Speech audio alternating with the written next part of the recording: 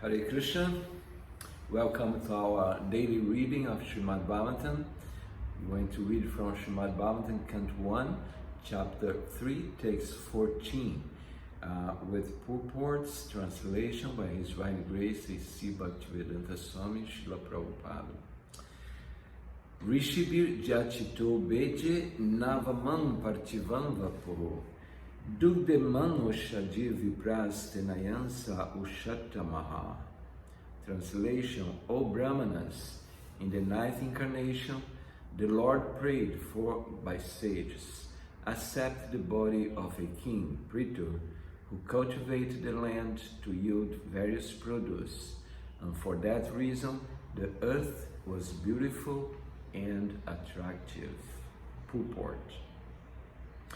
Before the advent of King Pṛthu, there was a great havoc of maladministration due to the vicious life of the previous king, the father of Mahārāja Pṛthu. In the previous chapter was described the father of Mahārāja Pṛthu. His name was Vena, King Vena. He had all bad qualities. And for this reason, he had a very maladministration.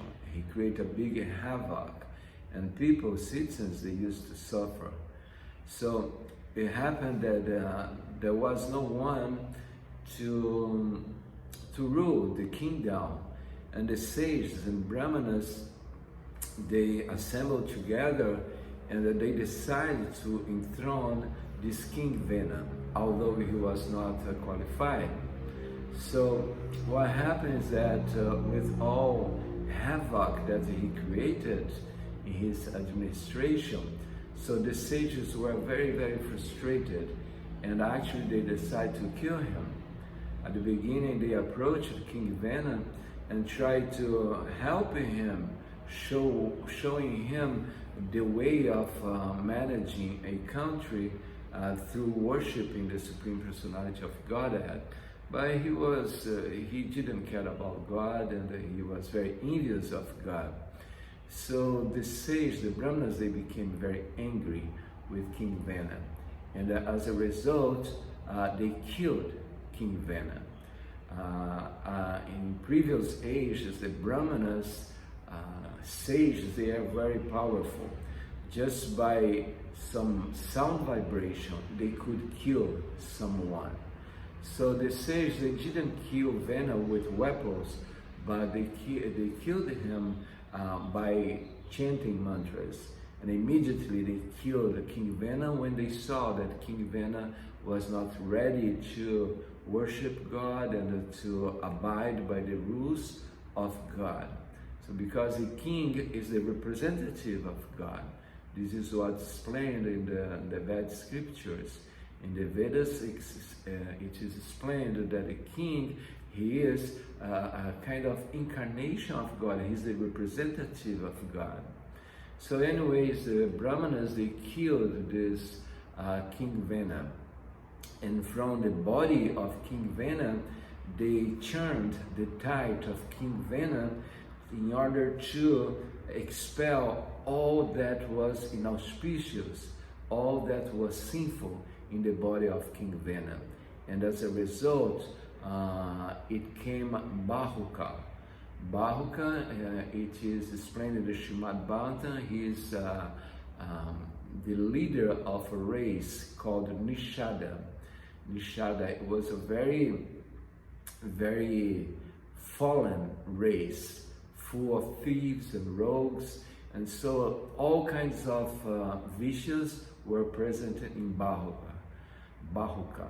So from the tides of King Vena, so came Bahuka. And then when all the body of King Vena was purified and all the impurities were out, the sages, they churned the arms of King Vena. And as a result, there came King Pṛthu, who is described an incarnation of God. And he is described as a Shakti avatar. He had power, Shakti, to be in charge of the country. So, and his wife was the the goddess of fortune. So and then he ruled the kingdom, and as a result, everybody was happy with his administration, because as we said, the king is a representative of God. So presidents, kings, they have a duty to take care of the earth, the planet Earth, and the citizens. So nowadays, they don't care. The leaders nowadays, they don't care with the planet Earth, and we can see the results, climate change and all these results. So the intelligent class of men, namely the sages and brāhmaṇas, not only prayed for the Lord to come down, but also dethroned the previous king. It is the duty of the king to be pious and thus look after the all-around welfare of the citizens. Whenever there is some negligence on the part of the king in discharging his duty, the intelligent class of men must dethrone him. The intelligent class of men, however, do not occupy the royal throne, because they have much more important duties for the welfare of the public. So brāhmaṇas, sages, their business is to study the scriptures and to abide by the rules of God, by the dictations of God, and by teaching others how to behave in God consciousness. So they don't have anything to do with management. So, but they teach people, and they actually advise those who are ministers and president and kings. So that was the position, the Vedic culture about the brāhmanas. As I said, today the brāhmanas and sages, they are not so powerful as in previous ages. So they prayed for Mahārāja Pṛthu to come down. Real intelligent men or qualified brāhmanas never aspire for political posts. Mahārāja Pṛthu excavated many produces from the earth, and thus not only did the citizens become happy to have such a good king, but the complete sight of the earth also became beautiful and attractive. So in this way, because Pṛthu Mahārāja was a godly king, he was in charge of the country, so the earth was prosperous and people, they became very happy.